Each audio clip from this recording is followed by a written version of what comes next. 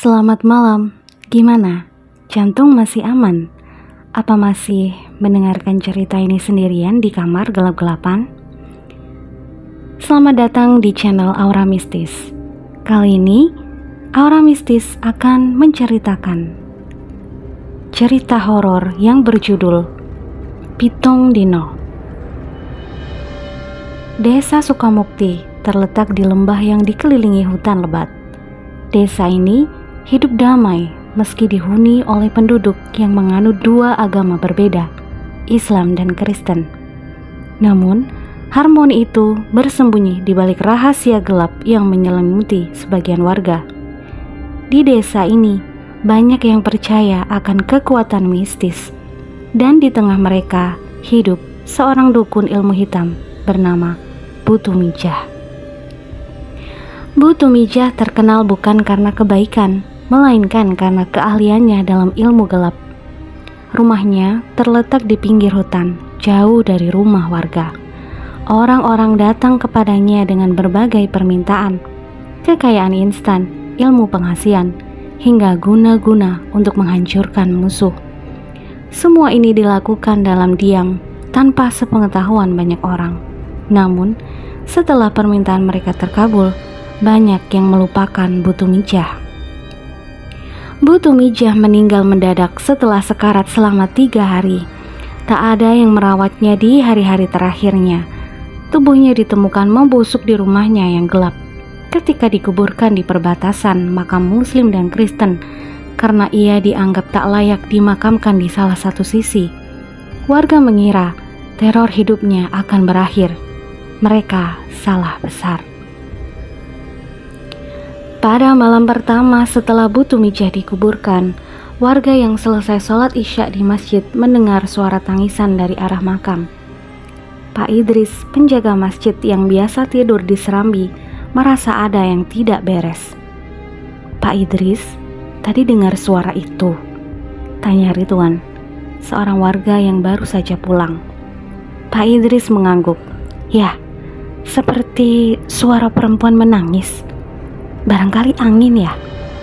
Namun, suara itu semakin lama semakin jelas, seolah-olah berasal dari kuburan Bu Tumijah. Keesokan harinya, para peziarah yang melewati makam melaporkan hal yang sama. Bukan hanya suara tangisan, beberapa orang bahkan melihat sosok perempuan berpakaian lusuh berdiri di bawah pohon beringin tua.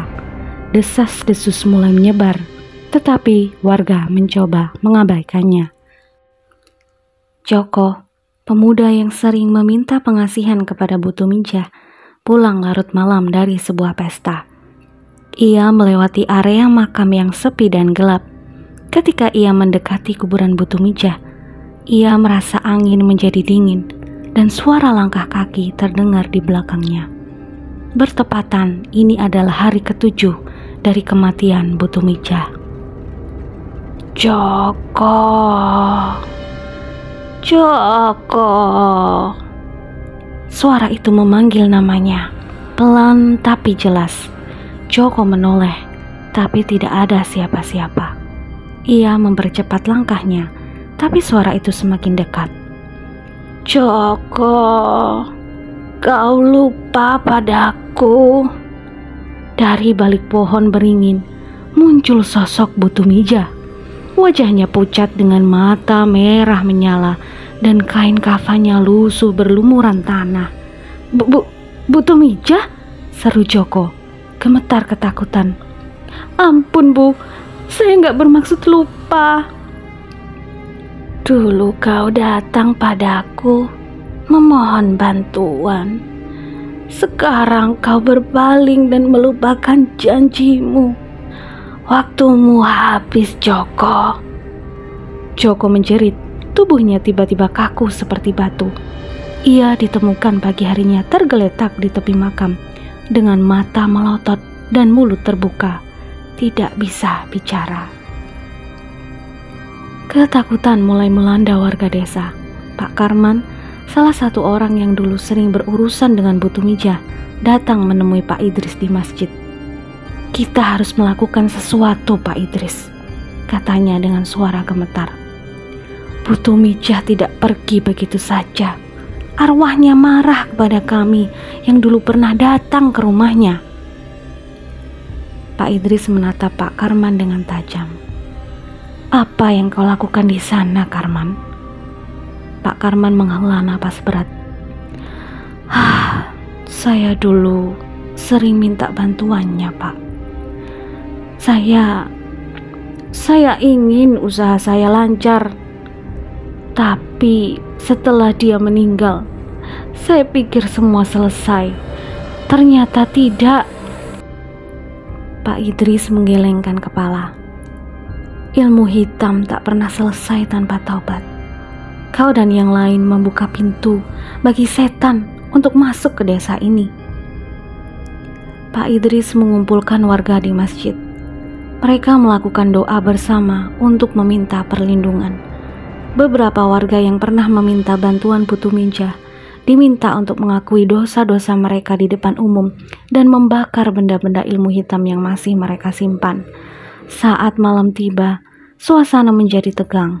Ketika mereka membaca ayat-ayat suci, suara tawa Bu Tumijah terdengar dari arah makam. Jamaah yang berkumpul menoleh keluar masjid, dan di sana, di bawah pohon beringin, berdiri sosoknya yang dengan mata merah menyala. Kalian pikir doa-doa itu bisa menghentikanku? Teriaknya dengan suara yang melengking. Pak Idris keluar dari masjid dengan keberanian penuh, membawa Al-Quran di tangannya. Tumijah, kembalilah ke tempatmu. Jangan ganggu desa ini lagi. Bu Tumijah menjerit, tubuhnya perlahan-lahan memudar menjadi kabut. Namun sebelum menghilang, ia berkata, bukan aku yang akan menghancurkan kalian. Ada yang lebih besar dariku.